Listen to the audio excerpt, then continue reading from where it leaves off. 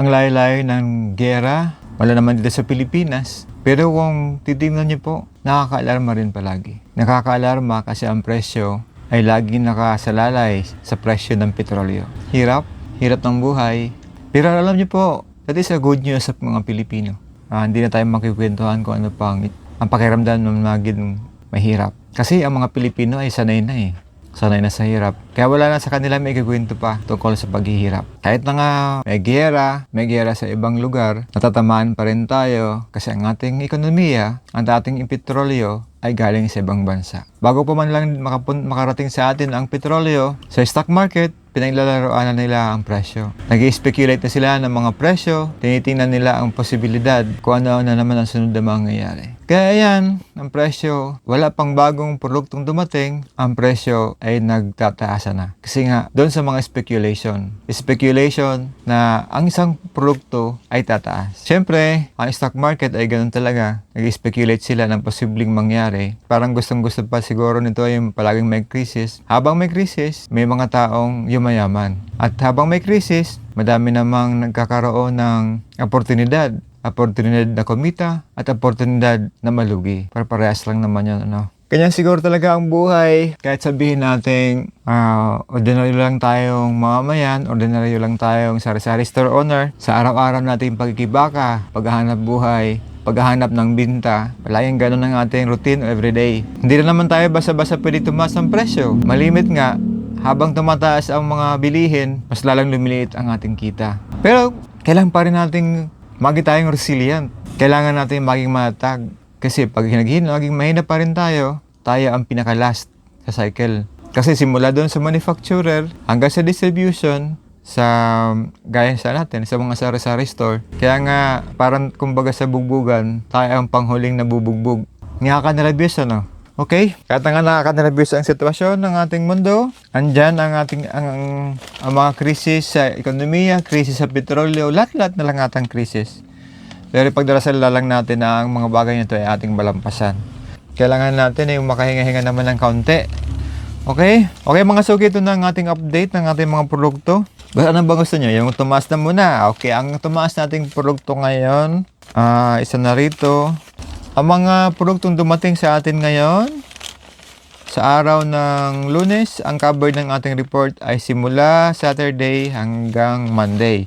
O, ng Saturday, ang deliver ay si Feed Score. Ng Monday ay si Stretch.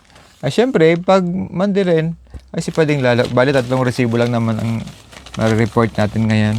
Dito kay Feed Score, ang mga nang-deliver sa atin ay yung cream o cookies and cream, Jack and Jill, Choco Nuts, premium na 20 grams, premium na stick, premium na 40 grams, refresh na tubig, 500, saka yung 350, at saka yung 1 liter.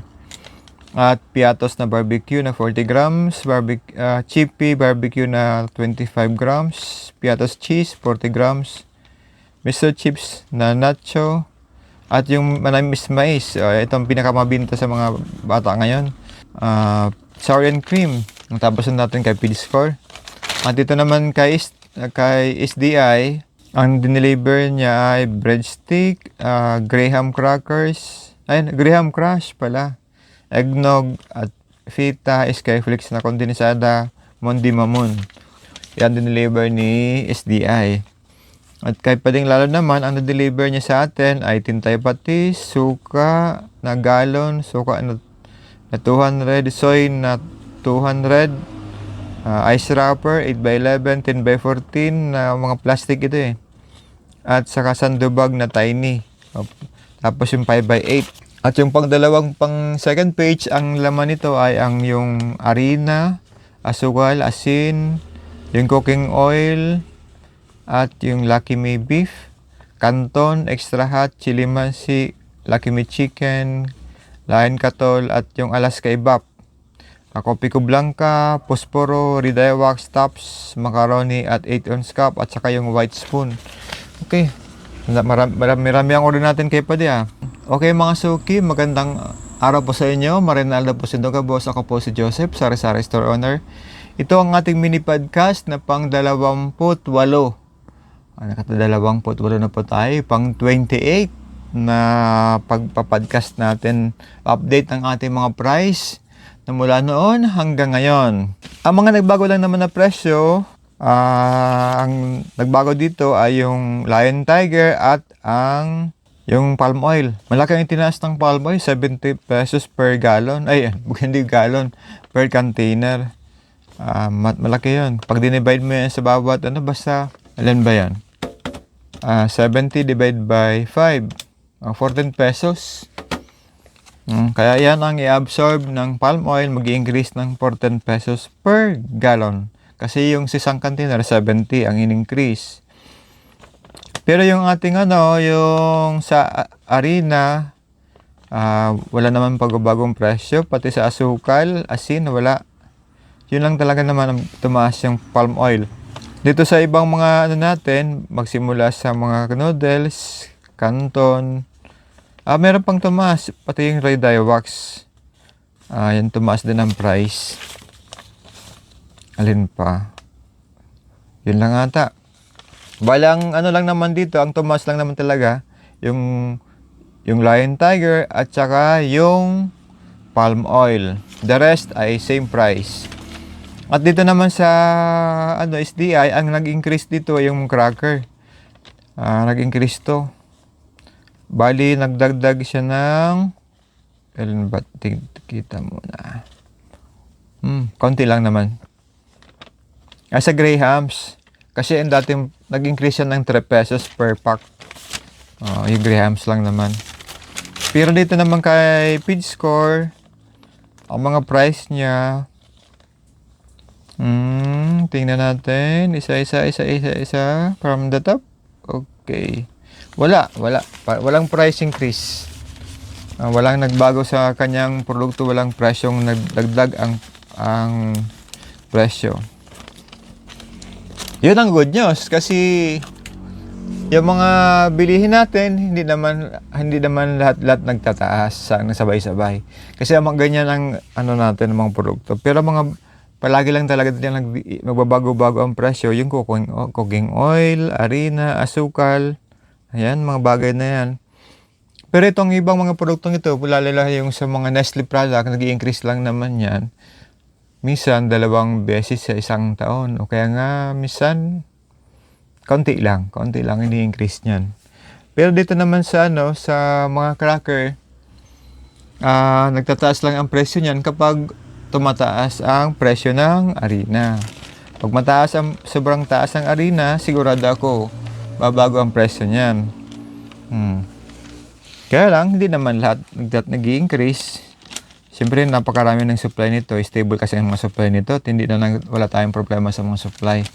Mangilan-ngilan na lang ata ang produkto na Kaya lang, nawala nating produkto ngayong ang nawala nating produkto na sa tingin ko kailangan talaga ma-replenish yung Care Adult. Wala tayong nakukuha pang supply kasi ang supply natin yan until now wala pa rin yung si Pentagon. Si Pentagon kasi ang nagbibigay sa atin yan ng baka isipin nyo si Pentagon ng Amerika, hindi. Si Pentagon Enterprise. Siya po ang nagdi-deliver sa atin yan ng mga diaper. Sa kanya yan galing. Kaya lang yung ahente nila mag-reshuffle, pati tuloy yung yung magko-collection ay ayan patay. Sira-sira lahat ng mga schedule. Kaya pati yung sa deliveries, pati yung order natin, nakabinbin pa rin. Ayan. Okay. Kaya talaga siguro. Waiting na. Antay-antay na lang tayo kung kailan dumating. Kasi pag tayo magkikilos, hanap ka ng supply, mas lalo tayong mamroblema. Kasi ang makuha mo niyan sa labas, mataas ang presyo. Di magantay ka na lang. Antay na lang tayo dito sa ating tindahan. Pag pumasok yung ahente, bili tayo. Pag hindi pumasok yung ahente, di wag. Kasi kung magdidirekta tayo doon sa sentro, ay problemang malaki yon. Kasi ang pamasahe, medyo, kahit pa nga hindi pa naman tumataas yung pamasahe, parehas pa rin. Siyempre, kung doon ka kukuha, mahal ang presyo. Mamamahal yan. Okay, dito na lang tayo magantay. wala naman tayong magawa niyan. Kapag walang supply, di wala. Ganun talaga. Okay? Bali, last week ang medyo hindi ganong good news kasi yung ating pang-copy, yung copier natin, bumardan yung isa, kaya napilitan tuloy ako na bumili ng panibagong copier. Ayan, nabawasan yung ating pera niyan kasi nilabas ko yan almost 10k, lampas 10,000 nata na ang bili ko ng bagong Epson. Pero napayos ko naman yung pinayos ko ulit pa rin yung dati kasi kailangan lang naman yung ma-reset. Kasi ang inisip ko kasi kapag may mga ma-interrupt yung ating pagka-copy, syempre mawalan tayo ng customer niyan. O kaya naisip ko na mas maigi na bumili ka na lang ng bago kasi pag mayroon kang bago, at least meron kang reserve. Ay, isang taon lang naman siguro niyan, bawi na yan ang puhunan. Okay? Ano pa? Ano pa bang gagawin natin yung mga update? Naubos natin yung Grahams kasi dito ito. Dito kasi yung Crush Graham na to ay itong hinahanap sa amin at meron na tayo. Kaya mga suki, kung maghahanap pa kayo ng Grahams na itong Crush Grahams, meron na po tayo niyan. Okay. Ano pa? Okay. Okay lang, okay. Parang hindi talaga okay. Alam niyo po yung i-increase natin, dati yung presyo natin ng palm oil, ginawa natin dati noon ay 290. Tapos alam niyo po ko yung dating price niyan ay 290. 290 dapat ang price dati. Tapos nag-increase siya ng 14. Di dapat sana ay 304. Alam niyo po, ginagawa ko niyan, pag maganda ng mga price, binubuo ko yung price. Kasi malimit niyan, pag ang price niya ay mga alanganing price, mahirapan ganyan maghanap ang panukli. Kaya mas maigi na yung, laging 5, yung ganun ang, 305, parang ganun ang buo-buo. Kasi yung mga 301, 302, mahirap yon. Kasi paano kung walang barya? Kaya gano'n ang presyo. Instead na 14, 15 ang inagdag natin. Di parang naman dagdag naman. Kasi ang puhunan natin yan mataas na eh. Imagine mo 70 pesos plus ipatong mo dun sa Yun ang additional na cost na Kasi siguro baka bago matapos ang buwan na to, ilan kaya abutin niya ng presyo? Kung bawat linggo ay mag-i-increase. Dati nag-increase lang. Nakarang paunti-unti lang ang increase. Ngayon ay tumaas pa. Ngayon ang bigla. Kasi ang in-increase niya ay 70 pesos. Ayan, ganoon talaga siguro. Pag tumataas ang mga presyo ng ating mga bilihin, ay pinapasa lang naman natin yan sa ating mga consumer. Ganon kasi ang sitwasyon. Pag sari-sari store, pasa mo lang naman ang price. Pag nag-increase, mag-i-increase ka. Kaya lang, paano ko mag-rollback? Pero mahirap ngayon na mag-rollback ang mga price. Mas madami ata yung mag-i-increase kaysa pag-rollback. Okay? Ang ating tindahan ay palagi po siyang, kung baga sa tangke ng gasolina, ay palagi po siyang full tank. Kasi, iniisip ko kasi dapat madami lagi ang stock para kung maghahanapin natin customer, ay meron tayong maibigay. Ganun ang ating ginagawa sa tindahan. Kaya ang ating mga stock, palagi siyang na-replenish every week. At nag-add in tayo ng mga bagong produkto na sa tingin po natin ay meron po siyang, yan po para, kumbaga sa nagdadagdag tayo ng mga items. Dati hindi natin kinang-carry, hindi na nadagdag natin. Kaya lang, minsan ang ibang produkto na dinadagdag natin, minsan matumara siya buminta. Kasi kumbaga sa ay naninibago yung ating clients na baka mag-iisipin nila na wala pa tayo noon. Kaya, syempre, tsaka yung mga lotion natin, meron tayong dumating na mga lotion, mga Avon product kasi nakakuha na si Miis niyan doon sa Avon. Okay, kung nabusan kayo ng mga Avons, mga lotion, deodorant, ayan, meron tayo yan, pati yung cologne. Meron na rin tayo niyan. Ano pa? At sa mga cracker naman ay kumpleto na ating mga cracker ngayon. Dami na eh. Ang kailangan talaga natin ngayon ay madaming customer. Kaya lang syempre kapag ganitong ang mga balita marinig mo sa mga news ay poros na lang ata negative. Wala man lang ata mga good news. Kaya dapat ang gawin natin ngayon, poros na naman good news. Yung mga bad news, bawasan na kaya natin. Kasi siyempre ang buhay ng tao, kung poros na lang bad news, nakaka-stress ng bawat araw, sabi nga niya ng yung pagipaglaban natin araw-araw, nadadagdagan pa ng sobrang stress. Kasi baka kung isang araw, biglang-bigla na lang tayong, andyan, meron ng misa. Wag naman po sana.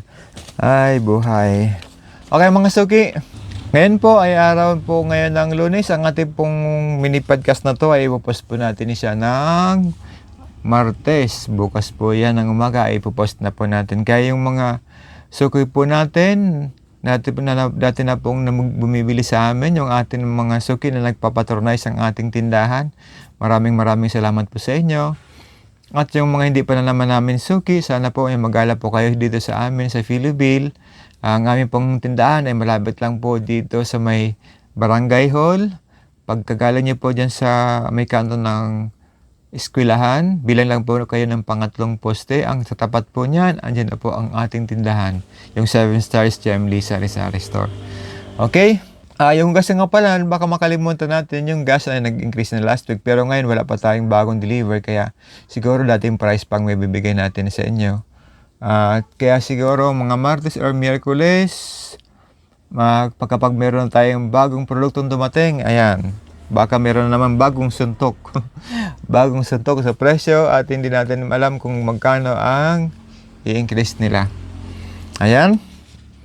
Siguro po sa atin na pong pasalamatan yung ating mga suki dyan sa Metro Home, Billmark, Bilya Karangahan, dito sa Philiville, dyan po sa may Kapilihan, sa may saan pa?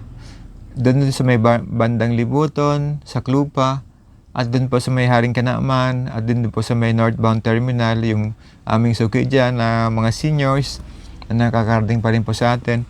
Maraming salamat po sa inyo. At kung napanarapatin niyo po naman mga suki, baka gusto niyo pong mag-follow sa ating social media, sa Facebook at saka sa ating YouTube, pa-subscribe naman po. Okay po, yan na po siguro magtatapos ang ating mini podcast ngayon. Araw po ngayon ng Lunes. Malapit na naman, mag-aagency na naman. Silduhan na siguro. Sana may mga sulo na mga tao para naman meron naman silang panggastos. Okay, yan na po siguro magtatapos mga suki. At ngayon po ay araw ng Lunes at ipopost po natin siya sa Martes. Okay mga suki, bye-bye! See you!